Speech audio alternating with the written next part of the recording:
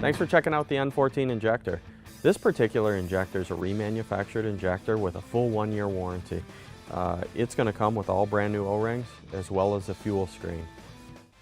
Before we get into today's video, if you're looking to keep your diesel engine running at peak performance on the road, be sure to hit the subscribe button. End your search for answers and engine components with our industry-leading technical service and parts featured here at HHP.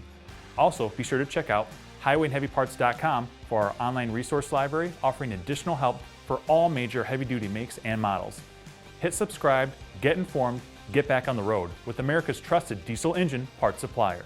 If you've got a problem with a miss, erratic idle, excessive fuel consumption, smoke, those are all symptoms that can be caused by an injector, and this may fix your problem. If you're chasing injectors on an N14 just from personal experience, a lot of times you may replace one, 6 months later you replace another one. It's been my experience that N14s are best done in full sets. That's going to give you the smoothest, best operating engine that you could ask for. Our mission is to take the risk out of buying diesel engine parts for our customers. So, if you're looking for affordable, OEM quality diesel engine parts with expert advice on the other end of the line, we're here to help.